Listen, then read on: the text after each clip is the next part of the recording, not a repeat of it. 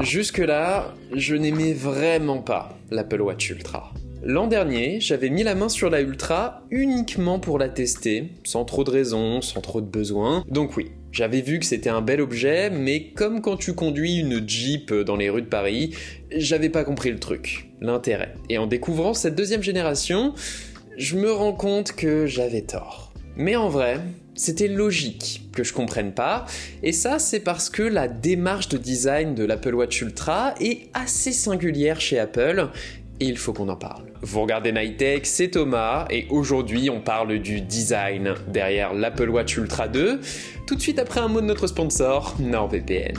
Si vous partez en voyage, à l'aventure, avec votre Apple Watch Ultra, vous adorerez NordVPN. C'est la référence des VPN. NordVPN se positionne comme un tunnel sécurisé entre vos appareils et votre accès à Internet pour vous permettre de naviguer en toute sécurité et en tout anonymat depuis les Wi-Fi, des cafés, des aéroports, des hôtels.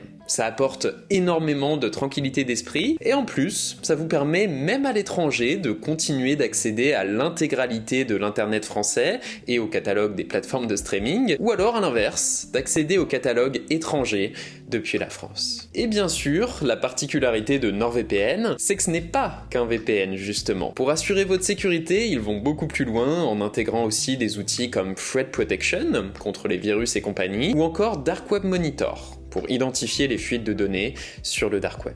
Mettez ça dans votre besace en utilisant mon code NightTechVPN en description pour profiter d'une offre exclusive sur l'abonnement de 2 ans. Merci à NordVPN et on revient à la vidéo.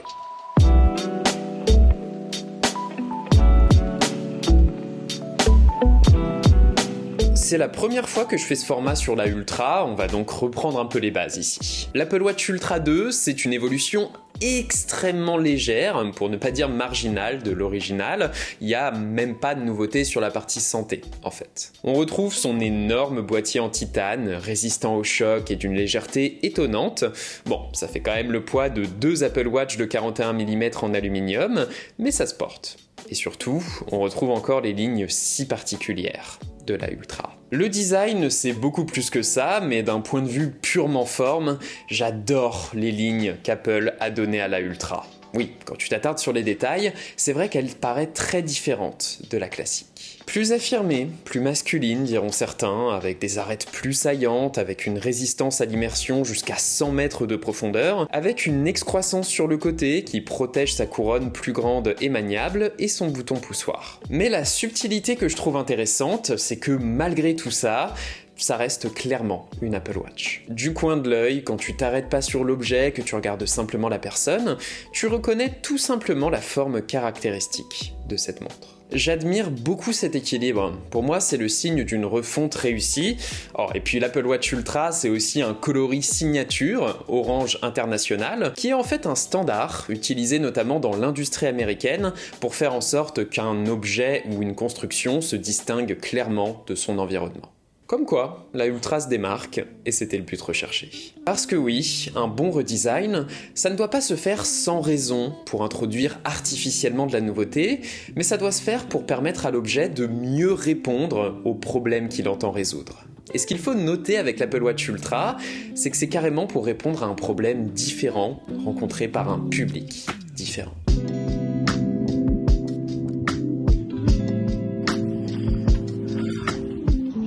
Si l'Apple Watch classique est pensé comme un accessoire qui complémente ton iPhone et t'apporte un suivi sportif suffisant pour avoir une approche bien-être de l'activité physique, l'Apple Watch Ultra, elle, a un parti pris beaucoup plus fort, qui est de tout faire pour répondre aux besoins des aventuriers, des athlètes, mais pas que. Attendez un peu. Justement, cette année, j'ai repris la course à pied de façon plus régulière, plus orientée performance, et de ce point de vue, la Ultra 2 fait beaucoup de bien. Son écran encore plus lumineux cette année est un plaisir. Il n'y a plus aucun souci pour voir ses stats, même quand le soleil est en train de te taper dessus sur la piste, surtout sur le grand écran de la Ultra. Après, dans le design, tout comme sur l'iPhone 15 Pro, le petit détail qui fait tout, c'est le bouton d'action. Lancer un entraînement rapidement, bon, c'est cool, mais c'est surtout le fait de pouvoir mettre en pause son activité sans naviguer dans dans l'interface de la montre, qui est super précieux. Sans être un athlète, je tiens à la précision de mes chronos à la seconde près, et je sais que je suis pas tout seul, donc je pense que oui, ce petit détail de design fait toute la différence pour le public cible de la Ultra. D'ailleurs, tant qu'on parle méthode d'interaction, abordons la principale nouveauté de l'Apple Watch Ultra 2 et de la série 9 cette année, la fonction double tap, une petite déception pour ma part. Le but de double tap est de résoudre une partie du problème des interactions avec l'Apple Watch qui ont tendance à être inconfortables, il faut lever le poignet, interagir avec un petit écran, et qui nécessitent d'avoir systématiquement deux mains disponibles. Ici, double tap permet d'interagir avec l'interface de la montre simplement en tapant du pouce et de l'index. Alors il faut prendre le coup de main, mais ça fonctionne très bien. C'est fiable et ça se marie à la perfection avec WatchOS 10 et son nouveau Smart Stack, ce que j'apprécie. Perso, je suis plutôt fan des cadrans minimalistes, sans complications comme le petit typographe ici, donc pouvoir interagir et rapidement accéder à l'information du Smart Stack comme ça, c'est vrai que c'est plutôt malin. Oh et puis oui, double tap est super pratique pour rejeter une notification entrante, pour mettre en pause sa musique, pour prendre un appel, admettons. Mais pour tout le reste, son utilité est à la fois limitée et sous condition. Limitée déjà parce que toute l'interface de WatchOS n'en tire pas parti, il y a énormément d'applications qui n'en font rien, ou presque. Et sous condition parce que, déjà il faut activer l'écran de sa montre pour que ça marche, ce qui veut dire que double tap ne permet pas vraiment de gagner du temps dans beaucoup de situations, et en plus, ça fonctionne pas pendant une séance de sport, la situation où interagir avec sa montre est pénible et même potentiellement dangereux. Alors oui, j'imagine très bien que ça doit être compliqué, voire impossible de faire en sorte que ça fonctionne pendant que je cours, mais en l'état, toutes ces limites font que double tap est une fonctionnalité juste appréciable, pratique quand t'as une main prise, mais c'est tout D'ailleurs, hors des pistes, le gros plus de la Ultra et autres conséquences de son design XXL, c'est toujours son autonomie. Avec mon usage, la Ultra tient toujours 2 jours sur batterie avec environ 2 heures de suivi sportif avec GPS, ce qui veut dire que tu peux tranquillement partir en week-end en ne prenant pas ton chargeur ou en l'oubliant. Un classique, ça m'arrive à chaque fois. Le truc, c'est que cette autonomie n'est pas juste un plus en matière de tranquillité d'esprit, c'est aussi un gros boost de durabilité. Même avec un usage poussé, dans 3, 4, 5 ans, la Ultra 2 finira toujours confortablement une journée d'usage, ce qui n'est déjà limite plus le cas de ma série 8 en 41 mm par exemple, après presque 1 an de suivi GPS quotidien. Et ça, pour moi, ça illustre bien à quel point l'Apple Watch Ultra n'est pas juste un objet destiné aux sportifs, mais plutôt simplement à tous ceux qui en attendent davantage de leur Apple Watch.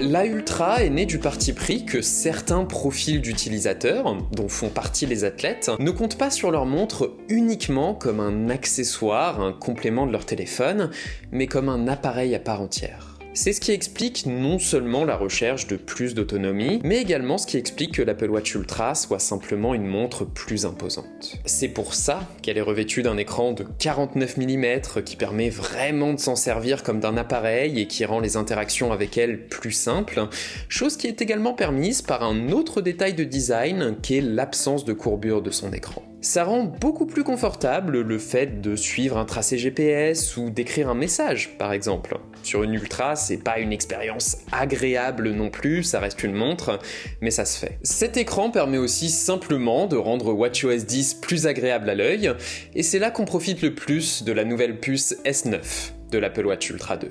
Forcément, on n'avait pas eu de boost de performance depuis la série 6, donc là, sur toutes les animations du système, l'ouverture d'applications, tout ça, tu sens que la Ultra 2 est terriblement à l'aise. C'est un vrai plus. L'Apple Watch Ultra devient un appareil avec lequel on a plaisir à interagir, même sur des détails comme Siri, dont les requêtes basiques s'effectuent désormais en local. Enfin, allumer mes lumières depuis mon Apple Watch est devenu instantané avec cette Ultra 2, c'est génial. Tout comme le contrôle de mes HomePod se fait désormais en toute transparence grâce à sa nouvelle puce U2.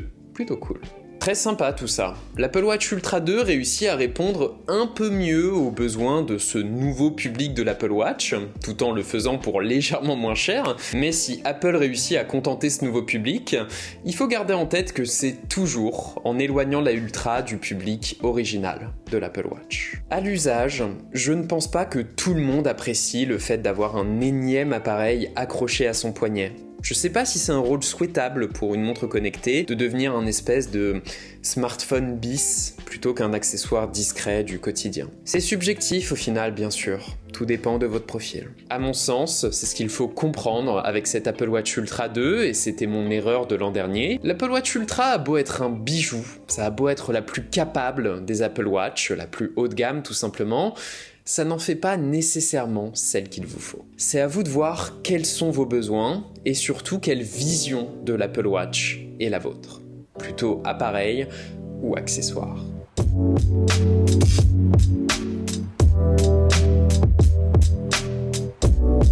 Voilà, c'était Nighttech, c'était Thomas, j'espère que cette vidéo vous aura plu, qu'elle vous aura éventuellement aidé. Perso, c'est vrai que le format de ma série 8 en 41 mm me manque un petit peu, mais bon, écoutez, pour les fonctions sportives, je pense que ça va rester sur une Ultra cette année. Comme d'habitude, vous savez quoi faire, suivez-moi sur Instagram si c'est pas déjà le cas, hein, j'y produis beaucoup de contenu maintenant. Et puis, je vous dis à la prochaine, tout simplement. Allez, à la semaine prochaine.